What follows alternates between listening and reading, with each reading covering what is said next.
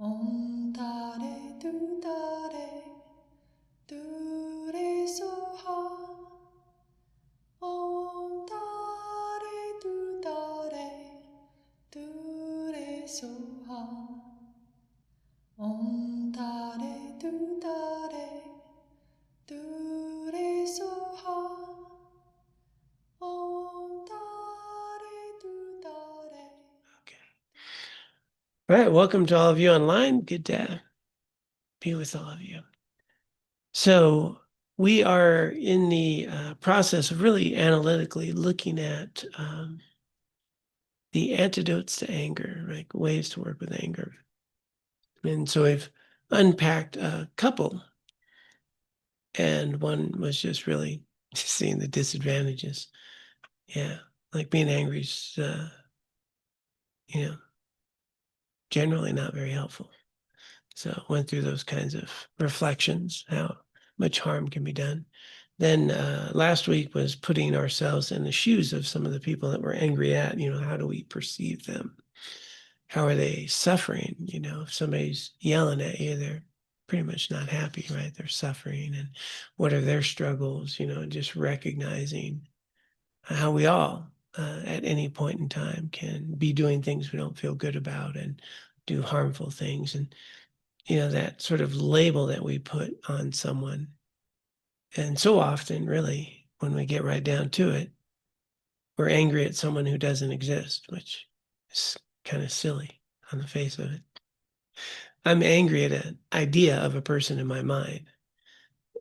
Not that person. Matter of fact, that person's changed a lot, in that short time. And other people are seeing that same person differently than I am. I mean, I have an idea of that person in my mind. I'm angry at that caricature, which to me has always been really helpful. Like, yeah, I'm really upset at that imaginary being that I'm carrying around in my mind. And who's suffering, right? I am. Which is different than holding someone accountable for their actions, right? We can do that a lot better without anger. Actually, we can be really much more capable of setting boundaries, holding people accountable, pursuing appropriate, counteractions. No need to hate someone to take them to court or to do whatever we need to do, right? We just understand that they're afflicted. They got their issues, and we can accomplish so much more if we're not caught up in that anger. So that was what we covered last week. And today, I believe the antidote is reflecting on karma. Let's pull that up. Oh yeah. So this is always a big topic. Let me move this little thing out of my way. Ha. Okay.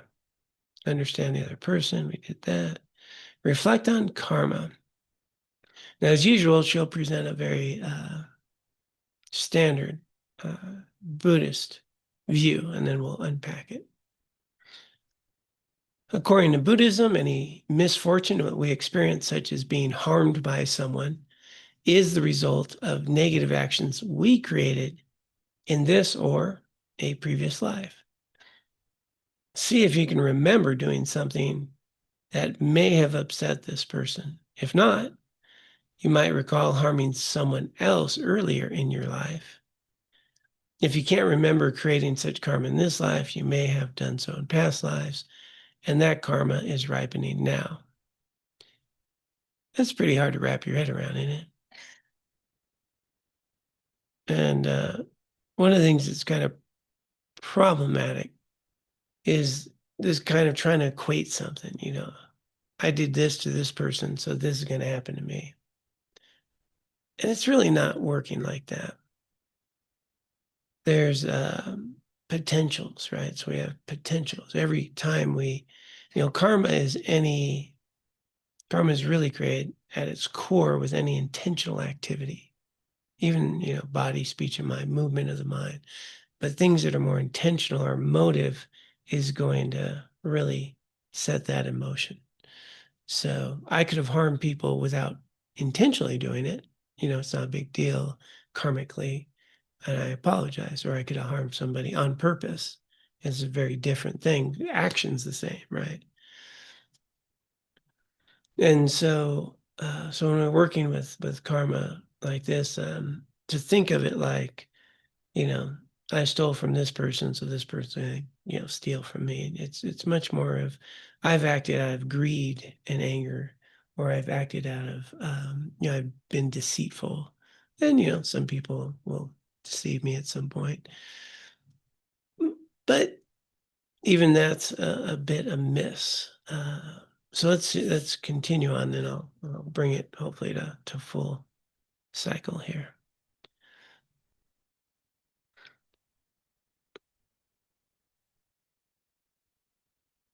Buddhist texts say we've done every kind of action in our past lives, positive and negative, and the karmic imprints of those actions travel with our mind, life to life, until they ripen or are purified. If karma makes sense to you, see if you can let go of anger and blame and accept responsibility for your situation. You can also reflect that getting angry and retaliating will just bring more problems in the future. A more intelligent response is to practice patience with those who harm and be careful about the karma we create. So let's first talk about these imprints, positive, negative, and so forth. So if someone steals from me, that's really not just my karma, clearly it's that person's karma. It's the stuff that's being stolen, who created those items. It's, the lifetime of events and the lifetime events of this person who might need to steal something, and their family, and they're being raised in those situations, and the economic resources or lack thereof, and whether or not education was provided or care as we grew up, and, what are the needs socioeconomically. Like, karma is a very big, complicated web of potentials. So someone stealing from me, it's not just I stole and that happened. It's much more complex than that. But how I experience that theft is going to be very specific to me. So when we think about what's unique about our personal karma, it's not as much whether somebody steals from me. It's how it impacts my experience. Some people get very devastated. Some people can roll with it pretty easily. Some people are very attaching. Some people feel violated. That suffering around it is going to be very personal. And so if we go to a basic foundational principle of karma, is that all happiness and good comes from virtue, and all suffering from non-virtue. So very basic, right? So the degree with which I suffer mentally and emotionally from whatever's happening is going to have a lot to do with previous unwholesome activities.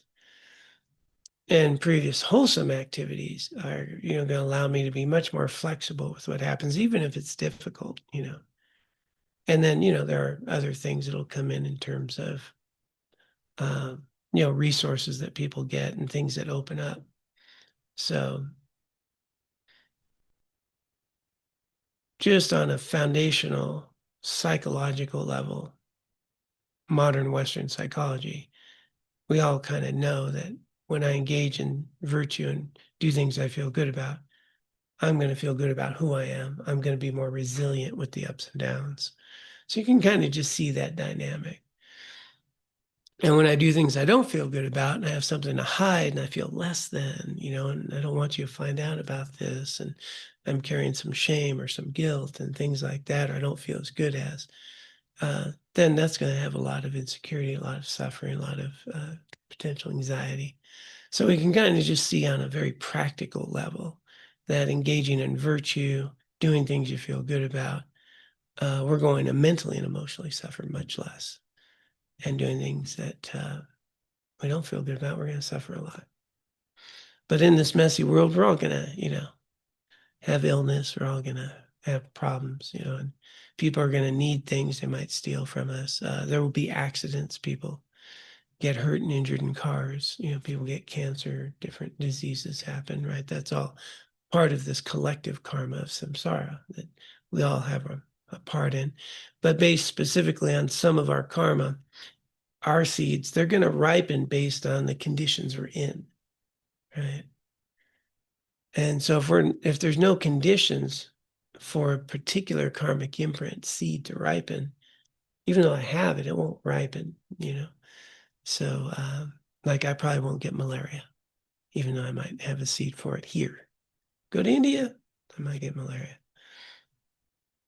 So we need the conditions to ripen. So we have all these imprints of seeds, but the environment, the conditioning, the web of life as it's unfolding will allow certain things to pop up or not. So specifically, though, with anger, the seeds of anger, well, that's something we've had lots of discussions about, and we got into that a little bit last week, is anger is here. It's not there. Right? You are not the cause of my anger. Can't be the cause of my anger. It's kind of, the analogy that's very common that I've used a million times. I think it's just really good, is to understand that cause-result things, for something to come into being, right, it needs to be of the same stuff. So what's the cause for a tree? It's a seed, right? So a seed of a tree will become a tree. It's the same stuff, right? It'll become a sprout, it'll become a tree, it'll have leaves, it'll have a seed. The soil, the nutrients, the water, the sun, all those are conditions that allow that seed to grow. Primary cause, the seed. You don't have a seed, doesn't matter what the conditions are, right? No tree. Anger is a mental, emotional state. That's in the mind. So it's a mental state experience, this body, mind experience. And so I can have conditions that will trigger my anger. But if I don't have that seed of anger, it's not going to pop up. And so these seeds of anger are generally around our belief systems, kind of the conditioning that we have and how we think people should behave, our view of justice, all those things. And so our insecurities, that's usually a big one. And so as we work with those, you're going to find that you'll remove a lot of seeds of anger. As I start to know other people and appreciate them in new ways, certain types of people won't trigger my anger anymore that used to, right? As I get to know people differently. And so as I start to understand interdependence, and that life's messy, I won't get as angry when the bus doesn't come on time, right? Whereas I might have before, because bus should be here, got things to do. Or heaven forbid, they're doing that scaling on the highway when you're trying to get somewhere. They didn't check with you, had a trip, people get frustrated. And so working with those seeds of anger, cause of anger, is working with our belief system. And the thing that I found is that I haven't found a time where my anger is based in reality yet. Doesn't mean it isn't possible. But these three marks of existence, things are impermanent, everything's changing moment to moment. A lot of my anger comes because I don't want things to change, right? I'm trying to make things permanent, like my house. And Laura should love and appreciate me every day too. That should never change. And these ways that we Carbondale should change, and all that traffic, just all these things that we can get worked up. So things are impermanent. I'm changing, people change, jobs change, our government's changing, all these things that can get us very worked up. Well, based on a view that I don't think things should change, I'm going to get angry a lot. But if I understand things change all the time and there's conditions that give cause, then I don't get as angry. And of course, there's that other real delusional belief I have is I think I know how things should be, which I just laugh at myself. I sit there and go, I was a history major and a teacher and a political science. I'm pretty sure I know how the government should work. And I have absolutely no idea. And so, I think I know how things should be. And so not accurate. Because I don't know that this terrible thing that's happening today, what good may come of it. Or this very good thing that we're doing today with good intentions actually harms. I just don't know all those things. It's hard to say. So the other mark of existence is the idea that, there's no composite phenomena. That's a technical term. Just basically everything you experience in this world. Composite phenomena, people, tables, things, air, all so forth, cannot ever provide this sustainable happiness that we seek. It just can't, right? Nothing out there can be the cause for that. But my mind will pretty much think that, my house being a certain way or my relationship being a certain way or, this town being a certain way or whatever, and then I'll be happy. And when it doesn't go that way, I get angry. So it's discordant, my exaggeration around the qualities of the people and the things and the stuff I have and the way I think the world should be for me to be happy. So that discords with reality.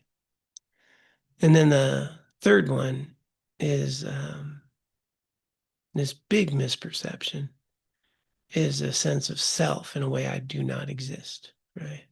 This very concrete John that, I drag around all day long with me. And, I'm like this, I'm this kind of person. I forget I'm not that. These thoughts, feelings, they're all very fleeting. And I might have anxiety in a moment. I might have relief in another moment. I might feel confident in a moment and very,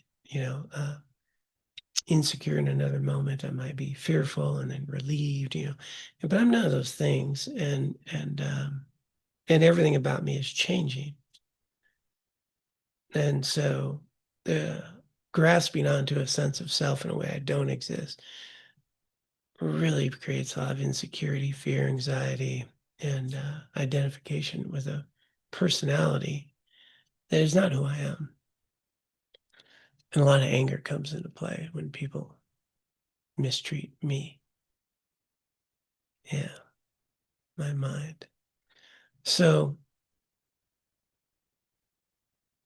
when we work with the seeds of anger, the more we live in accordance with reality, the less seeds of anger.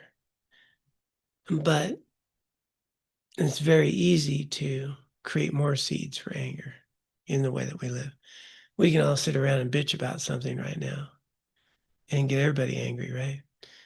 What's going wrong with this or that? And we can just get all worked up and get angry and then get validated. And then I'm planting more seeds instead of just focusing on, given the crazy world we're living in, what are solutions? How can we address it? How can we work at core issues to improve, the things that are going on? Solution oriented instead of reinforcing anger. And we tend to plant seeds, and people will talk about justifying anger, which is different than valid anger. When you're angry, it's valid, no problem. All emotions are valid; they're there for a reason, and we're not any less because we have them. We get angry, we experience, and then we'll get angry at ourselves for getting angry instead of going, "Oh, guess what? It's still human. Have some anger." Experiencing it. So important to have an antidote of anger, is understanding these karmic sort of cause and effect. That the real cause for my anger is not what I'm pointing my finger at out there, but rather a belief system around that that's in here. And so as I work with that belief system, bring it more into reality, you're going to find you'll remove a lot of the actual seeds or causes to blow up in anger over time. Takes time. So, yeah, it's like when people give you advice and you don't want to hear it. That ever happens, but uh, or they're telling you how to do something you already know how to do. Like, what am I, an idiot? We get angry, like they're always telling me what to do. Well, maybe they're, trying to help you. But our mind is insecure and I think I'm an idiot now. See, that's a sense of self, right? I'm insecure. Somebody's trying to teach me something, but I think any idiot would know that I know this. I'm confident. Don't they know who I am? That's insecurity, anger, and then judgment. And I'm upset at him when it's really my insecurity. It's causing the anger and the frustration. So it's really, starting to work with that understanding. That's going to be a real antidote. But then with karma, in a whole nother light, now that's just plain, you don't need to believe in anything to do what I just said. I mean, that either makes sense or it doesn't, either works or it doesn't, right? You just explore it. Yeah, something. But let's go back to source of all happiness is virtue, source of all suffering, non-virtue. Now we got this more, thing we might need to see if we believe in that or not. And so that's something we test right now. Again, just modern Western psychology, we do virtuous things, we feel better about who we are. That it just kind of makes sense, right? We can have direct experience there. But the beauty of when something really challenging or harmful happens to me today, karmically, from a Buddhist perspective, I get a disease or I break my leg, I get a car accident and break my neck, whatever. Not that I'm encouraging these, I'm just hypotheticals. I have been in many of those, but when they happen, instead of being fearful, frustrated, or angry, or feeling like a victim, I get to feel like I just cleared a bunch of karma. Like it's awesome.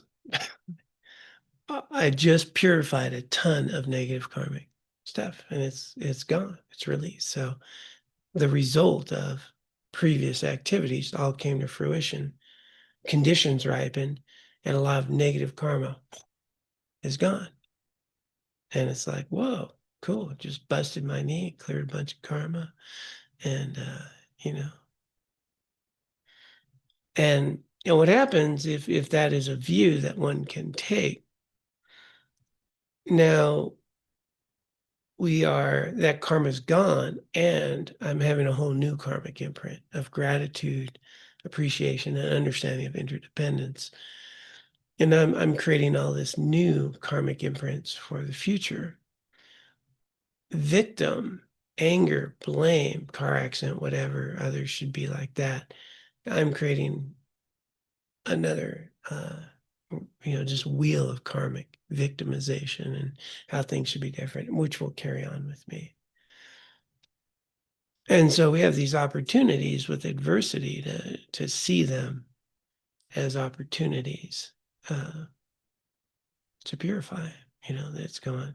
So it's I found that to be very helpful in my life. And then you can go back, well, if that's really not how it works, I still feel better. I still didn't get all caught up in how things should be different. But then on this other level with karma is as you engage in certain activities of virtuous, of seeking, of spiritual understanding, and we, engage with that motivation and clarity, you'll find that you're opening potentials for you, like being here in a Dharma center or online in the Dharma center. You're opening whole new potentials in your life because you're creating those conditions. And karmically, the more we bring virtue, the more it moves away the obscurations. It's like cleaning the windshield of our experience. And I've shared this more than once. One day I'll get new material. Maybe it's possible.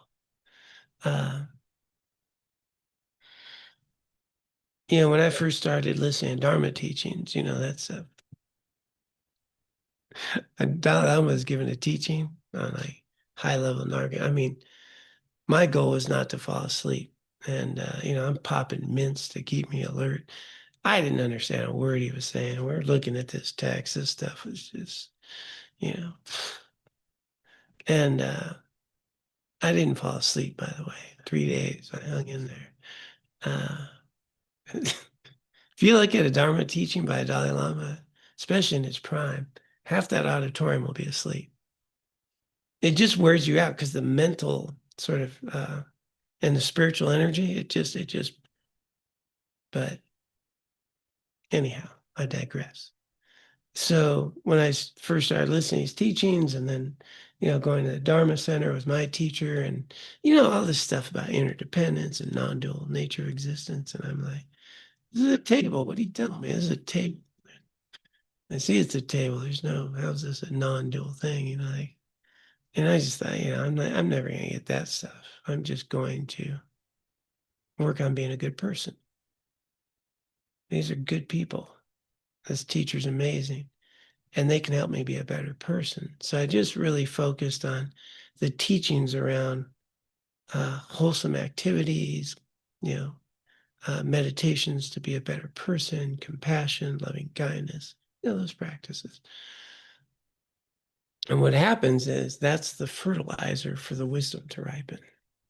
If you try to study without all that kindness and compassion and nurturing the heart, it's like pouring water on a rock. You get some intellectual, you can banter and write a paper or something, but there's nothing happening.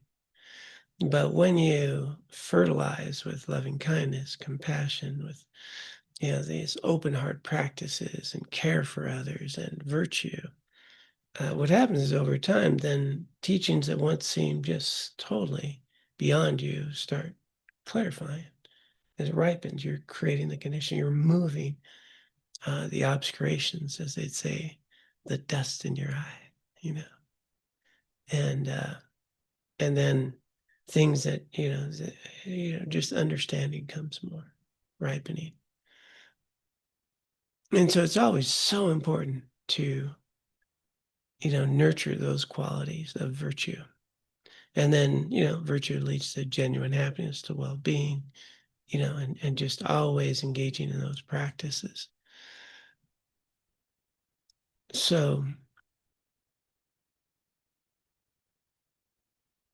when we think about karma and we think about good activities, wholesome activities, I don't like the word good, I like wholesome, virtuous activities, right? Don't harm, helpful, passionate, kind. You're just going to find that things unfold differently. And things that, again, when we come back to personal experience, things that used to be difficult or challenging or we'd have adverse emotions around just are not that way anymore. And things are become easier to deal with. We don't need to figure them out. I'm just not as impacted like that as much. We aren't.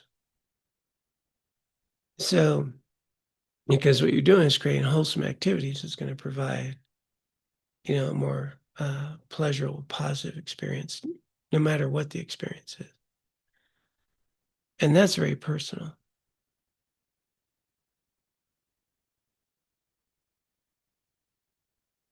So this karma stuff's making some sense here.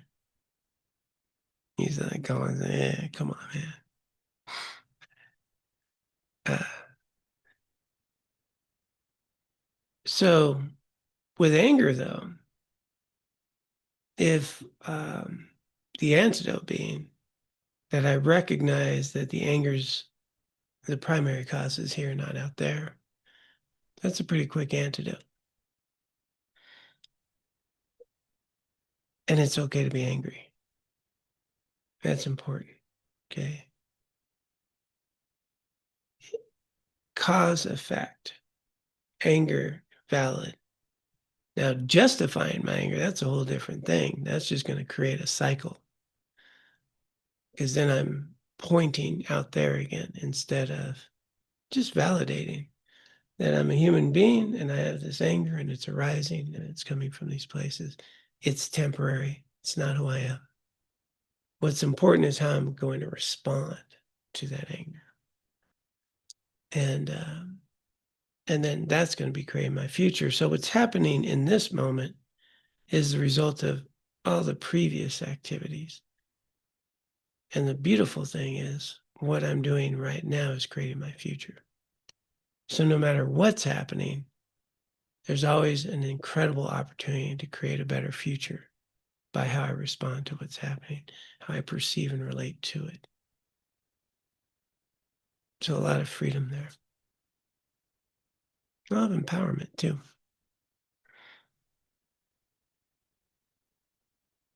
What else did she say about karma there?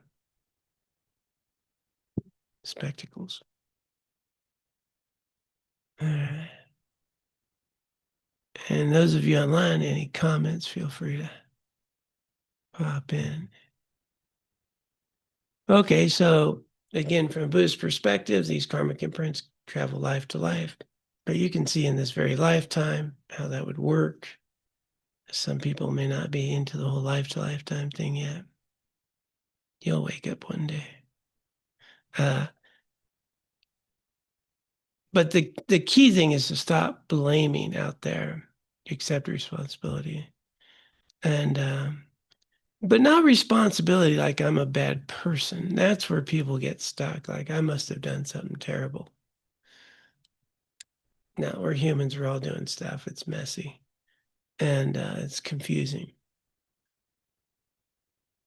You know, there's no judgment in karma, right? There's no, you did this bad, you're going to get this bad. It's just more explaining how things just kind of work. And there's no judgment. It's just the nature of things. That's all. And so then there's, you know, it's not about, I need to be a better person or as a bad person. This is my accepting responsibility just means, okay, I'm purifying some karma now because of my experience, you know, this messiness. I got to purify this. That's all. It's fundamentally, no matter what we learn, the most important lesson to learn is that you have value, period. You have value. And that's our big hang up. We just don't see our value and our potential. We're hard on ourselves and we limit ourselves. And all those judgments are just blocking so much. And what's underneath all that habit and conditioning is just, you know, loving kindness, compassion, wisdom. It's all right there, unharmed. Trying to scream at us, tell us we're okay. Except I'm busy telling it, no, I'm not. And so just allowing that process to take place. So don't be mad at yourself for getting mad. Just look accountable. Yep, pissed off right now. I'm not going to send the email. Pissed off right now. I'm not going to respond to my partner. You want to tell me how to drive? I appreciate that you care about me and would like us to be safe. Yeah. So much better. All right. So anybody, thoughts, questions, comments?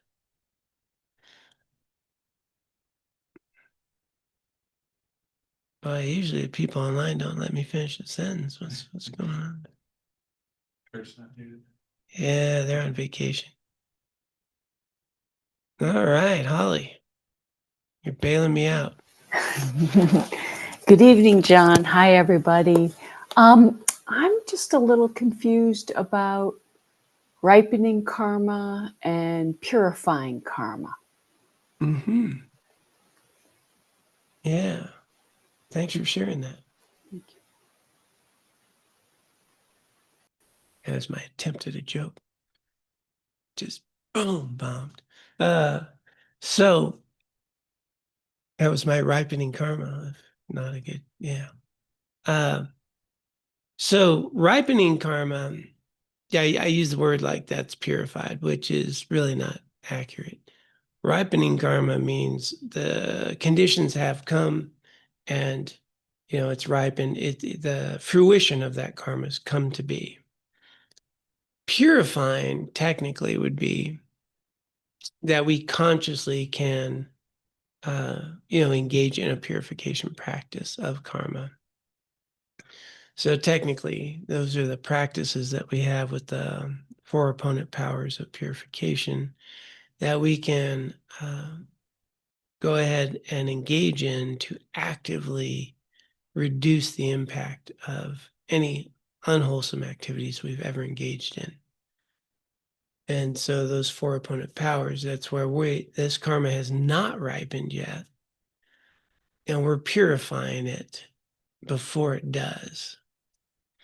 And it's kind of like it doesn't technically remove the cause. What it is like, kind of like burning a seed, like it's not going to grow, right? But it's still there. So you're rendering it more impotent. And so those purification practices are remedying those karmic seeds. And what you're really doing is, gaining the opposite virtuous activity and offsetting and transforming a negative imprint into a cause of wisdom and understanding. So the purification practice like Vajrasattva, or just straight up applying the four opponent powers, or there's other types of purification practice, and we have even just transforming unskillful events can be very helpful. So that's actively working to purify unwholesome imprints before they ripen. So that would be the purification. The ripening means, it's happening, but it's gone, right? It's gone. It's used up. It's exhausted, as I am frequently exhausted. So it's right. Which is really good when it's negative karmic imprints, but it also happens with good karmic imprints. You notice how life's just woo, and then all of a sudden it's not so woo, So our wholesome karma, that karma ripens and wears out too, so it comes to fruition. So it's this constant ongoing flow. But karma is unfolding moment to moment, just moment to moment. And so everything we think, say, or do is creating potentials for our future. So if we can be conscious and have good motivation about the things we do, we radically transform our future. Because the highest actuating factor of any karmic imprint is our motivation. That's why, before we do a teaching, we do this kind of refuge prayer, and we're going to do it for all beings. We're setting this really strong motivation, which amplifies what we're doing here. And then we dedicate it, right? So we're really kind of nurturing, holding, and amplifying our karmic imprints. So think about how you could all day long be cultivating incredibly good karma, and wanting to attend to the cashier at the grocery store and see them in the eye. How you doing? Let them know you care about them. That tip at a restaurant, instead of just thinking what's 20%, I hope this helps them. I hope this helps our local economy. Like having those motivations that you see the deeper things through all the things that we do. Even walking, and sometimes I'll say a few prayers for some people, so we're doing something. Even walking can be a good thing.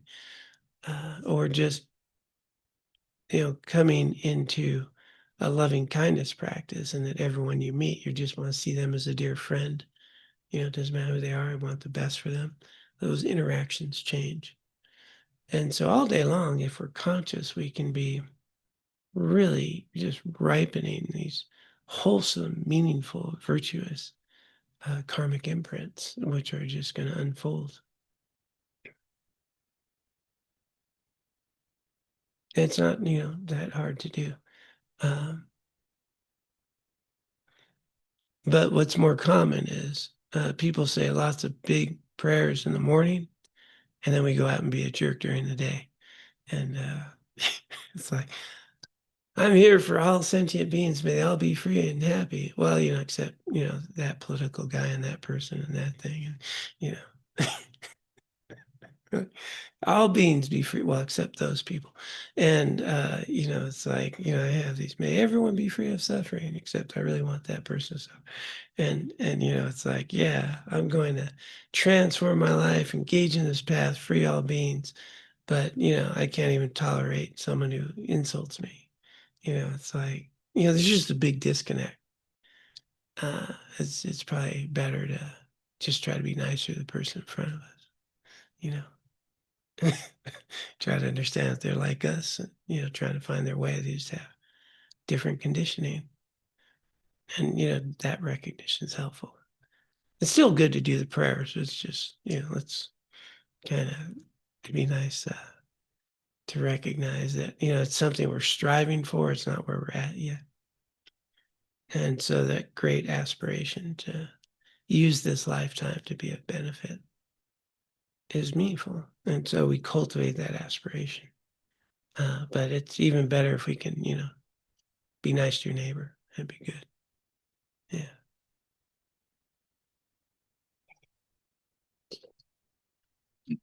Yeah. Microphone. Don't forget to turn it on.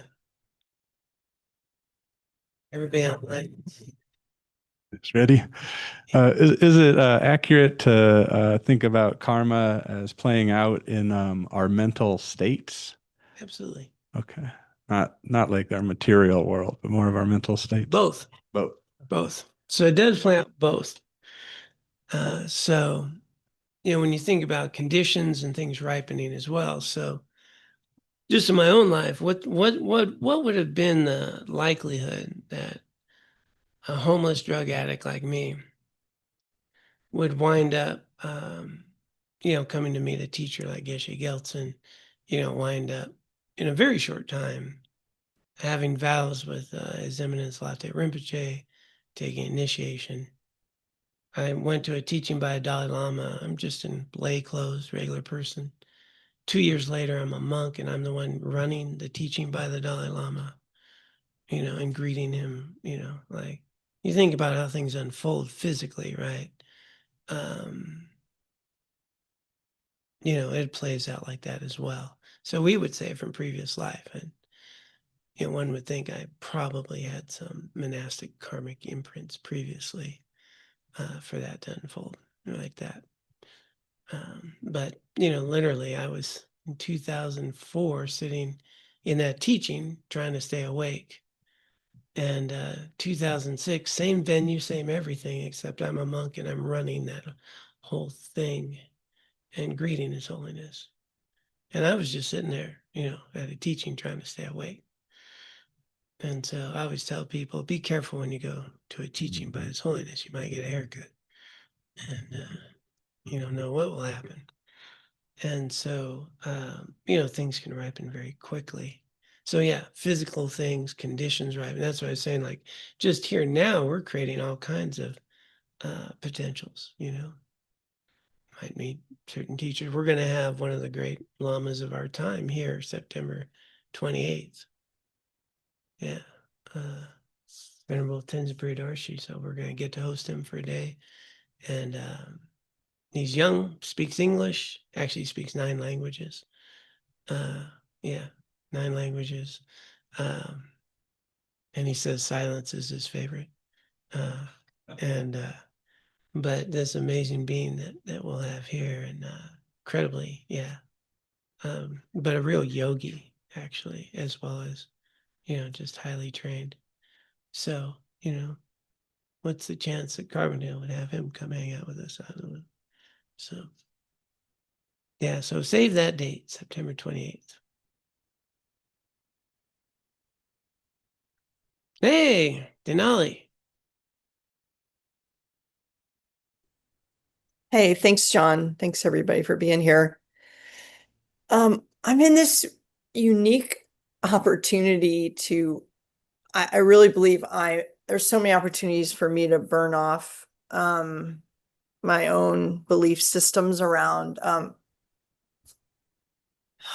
maybe I should say there are many opportunities to check my judgment and be kind to my neighbor. And it's a near daily gift for me. And I'm wondering, when is it time for me to just go? And when I think about leaving here where I live, I feel sad. And I also feel like I'm running away from an opportunity that would help me learn my next lessons. And I hear of stories of people who put themselves in very dangerous situations to change communities and be a light in that community and contribute to that community. But I don't think I'm one of those people. Or it's like, am I supposed to stay or am I supposed to go? And so I've heard you say in the past, if we need to change our situation to improve our situation, that's okay. But I'm in this, like, I feel squeezed right now where I'm at, not wanting to move away, but also realizing that I probably need to. My family want me to, but at the same time, how do I know when I've learned everything I need to learn in a situation? And maybe that's not something you can answer, but that's just where I find myself. So I think about karma and I'm like, what do I do now? And I feel paralyzed by this whole thing. Yeah. And sometimes the lesson is, how do I take care of myself? Right. Can be the hardest lesson. And so in 7-point mind training, there's, a very good point to not take on more than we're ready to handle, right? So that we don't test ourselves and our capacity. Trust me, we'll have enough pain and struggle in life that, no matter where you move, it'll show up. So, but I think one of the hardest lessons is, for us is to how do we care for ourselves and put ourselves in environments, and my straightforward answer is, how do we know when we should move or not, is to step back and ask yourself, what would be a healthy thing to do, right? So, get out of the judgment of what should I do, just objectively in this situation. Let go of what I think I should do or what I need. Get I out of it. And just, in this situation, someone else, what would be a healthy thing to do? And I just think that that's an opening. That's, such clarity can show up. And then try to do the healthy thing. Yeah. As soon as we get what should I do involved, then it gets messy. Yes, objectively. But it's hard sometimes to let go of the I part. But if we can just, given this, because I think when we can just rest peacefully and, and have what would be a objectively healthy thing to do, we get this wisdom, this innate wisdom that guides us. This is the healthy thing to do. Okay. I'll take my primordial wisdom's advice. And let go of my egoic, fearful, grasping mind's advice, because that's not so helpful. Yeah. I know, I think that some part of me believes that if I just learn it all right now, I won't have to do it later. Right. No, I get you. Yeah. We have lifetimes of learning to come. So no rush. No rush. But I think I'm just keep coming back. I think the hardest lesson is how do we take care of ourselves? We deserve to be in healthy, nurturing environments so that we can grow. Vanessa. Yeah, thanks, John, for this. I'm wanting to pick up on the justified anger versus valid anger, and then I guess pain as well, because I had a situation the last 2 times I was out to play tennis. One time my partner hit me when she was serving, and I expressed a loud expletive. And so I was like, it wasn't necessarily anger. I was just kind of more shocked. But then it was, yeah, I'm like, well, that's frustrating and annoying. And also, like, why is that happening on your serve? That shouldn't happen. She's like, I never hit anybody, just you. And then, yeah, the You other were time. special.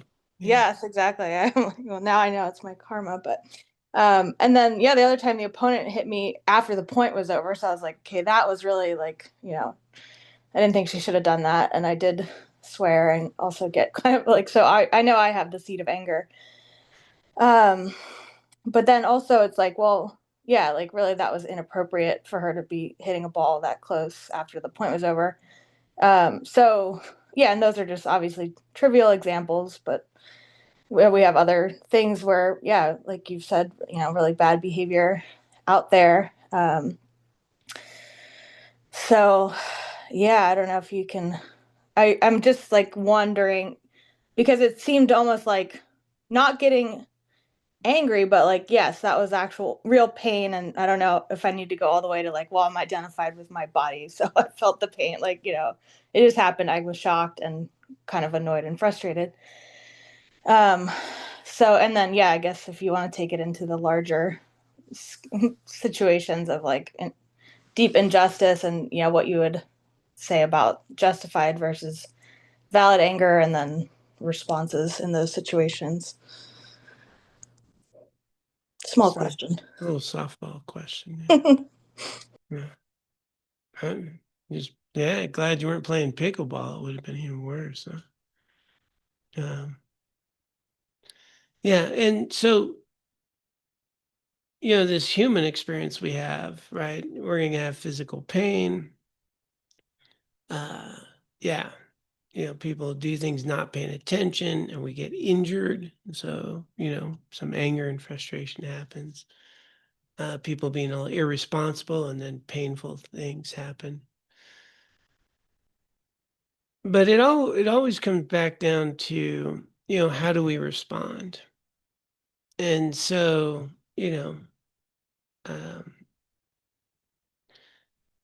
once the anger is triggered, we're pretty much in damage control, right? Because it's there, and something shocking, and you add pain to it, and then we're going to tend to be reactive. Well, then the next question is, how do I respond to my reaction? Right. And so, yeah, got hurt. Somebody's, irresponsible with the ball, whacks me after a point, I yell at them, anger happens.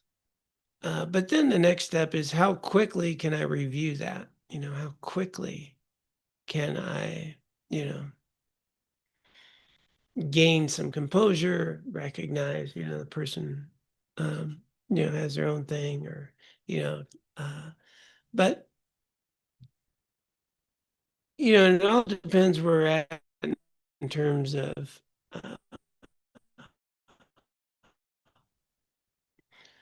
the empowerment of taking everything onto the path that, okay, that came and went, and it's done, versus the sort of victimization that says, I have it coming.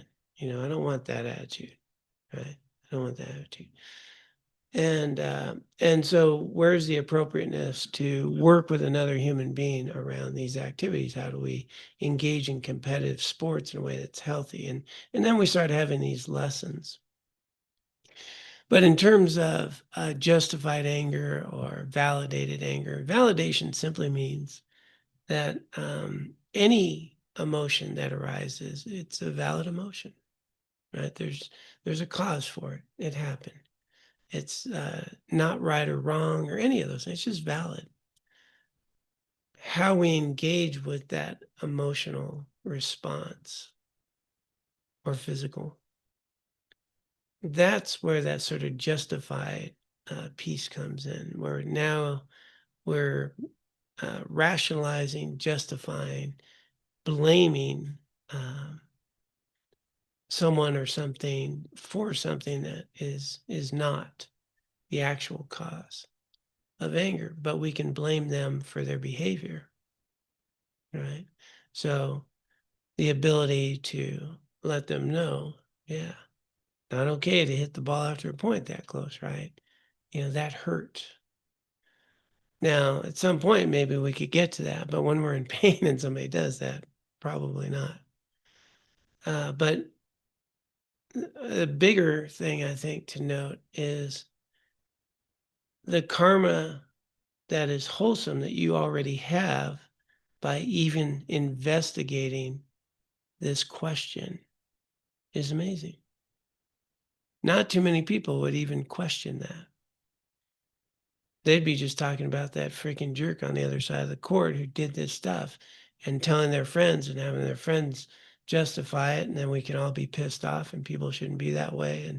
And then we just ruminate and create that cycle. But you're in a very different situation, exploring that whole experience and asking how one can handle it better.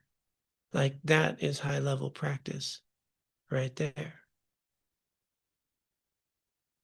And so if we start to understand that just that capacity that we have now to notice some of the behaviors, the reactions, the way that we show up sometimes, and ask how we can do it better, is already just an incredible advanced practice, and creating these wonderful potentials, karmic imprints. That helpful? Yeah, thank you. Yeah, and she did apologize, and yeah, I think we kind of smoothed it over. So it was a mixed bag of things, but Did she buy an ice cream? I'm holding out for that. Okay, yeah. That would make it, I mean, that's just appropriate. I tried to express some compassion, but I Yeah. won't share it in mixed company. Yeah, I could let her know next to that. But thanks, John. Banana split might even purify it. Yeah. Hi, this is Michelle. Hi, Michelle. Hey there. I had some incidents on the tennis court that tested me quite a bit back in the day that I played tennis. But then that was sort of taken off the table somewhat when I blew out my knee playing tennis in 2006. Mm. But I play table tennis now, which is a little bit less competitive and strenuous on the body. But those lessons that you discussed for really good. And I think just the notion of thinking of whether something is helpful before you say it, it's like a really simple way to get to distill down everything that needs to be said. Yeah, thank you. I was playing a little table tennis with my granddaughter last night. Yeah. Well, you too, yeah. The people here at the community center are quite rabid about it, actually.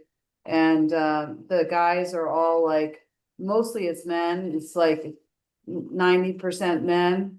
And a lot of them have been playing for a lifetime. And even though I was a competitive tennis player and club champion, they like don't consider me a worthy opponent. So that also tests my Dharma capacities on a regular basis because I have to be very patient with them and their impatience with me. All right. Sounds like quite an opportunity. Yeah, Mm. lots of opportunities for practice all the time. Okay, we'll go ahead and we'll dedicate the merit that we have all cultivated from our time together. So just taking a moment to recognize that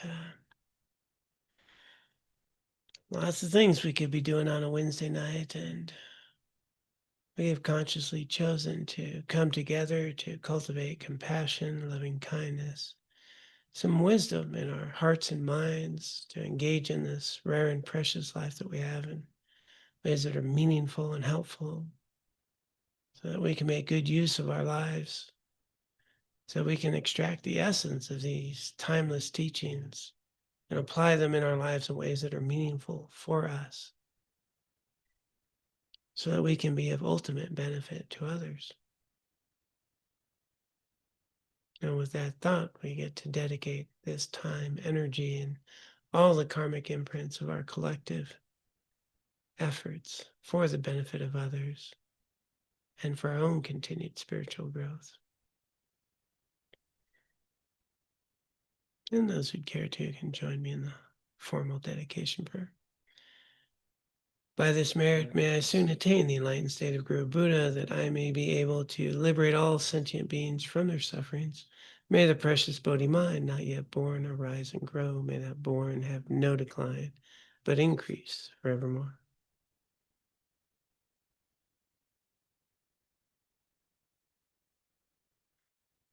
Om Tare Tu Tare Tu Re Soha.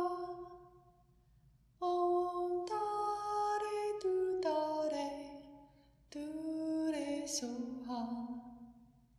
Om